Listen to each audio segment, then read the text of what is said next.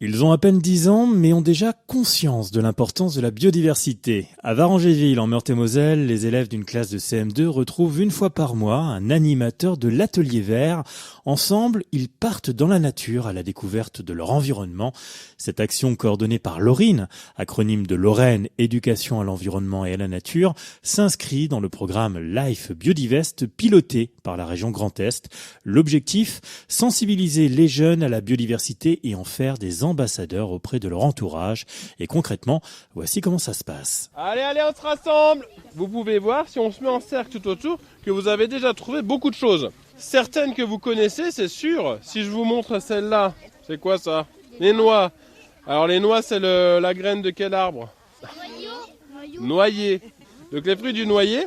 Voilà, des petites, des grosses. Alors vous voyez qu'elles ont intéressé déjà des animaux. Regardez celle-ci. Elle s'est fait grignoter. Ça sûrement par un petit mulot ou une petite souris.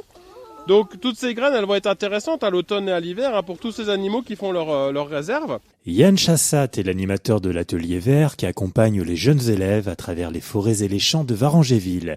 Et sa méthode pour les sensibiliser à la biodiversité est bien rodée. Alors là, on est en train de faire des collectes de fruits et de graines pour montrer la diversité de ce qu'il y a dans leur nature proche, dans leur entourage, et de montrer aussi que l'automne, c'est vraiment la pleine saison pour les plantes. Les plantes sont en train de produire leurs graines et leurs fruits pour éventuellement passer l'hiver et être ressemées un peu plus loin.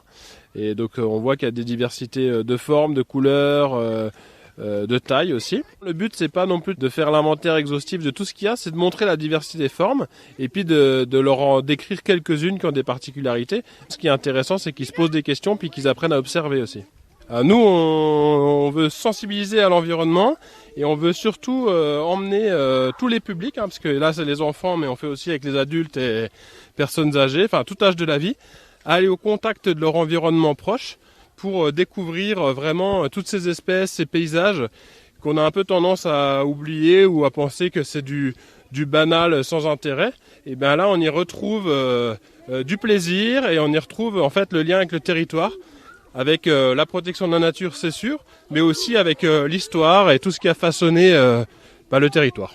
Et qu'en pensent les enfants? Qu'apprennent-ils avec l'animateur de l'Atelier Vert? J'aurais bien sûr posé la question. Avec Yann, il nous apprend aussi parfois qu'on peut manger des trucs et il nous apprend beaucoup de choses parce que la nature, elle est bien préservée, mais moi je dis qu'il faudrait encore plus la préserver parce qu'il y a beaucoup de gens qui polluent, on trouve des bouteilles, des morceaux de plastique par terre.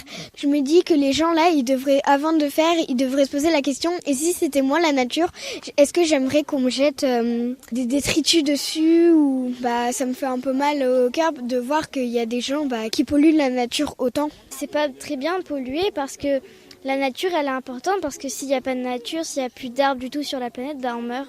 Enfin, la parole est à l'enseignante, qui est la mieux placée pour nous dire si cet atelier de sensibilisation fonctionne auprès des enfants.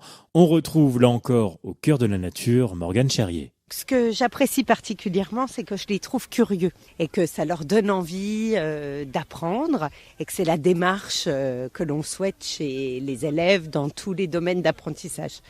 Ensuite, l'approche sensorielle que propose Yann avec l'Atelier Vert fait qu'il y a des enfants qui se révèlent réellement.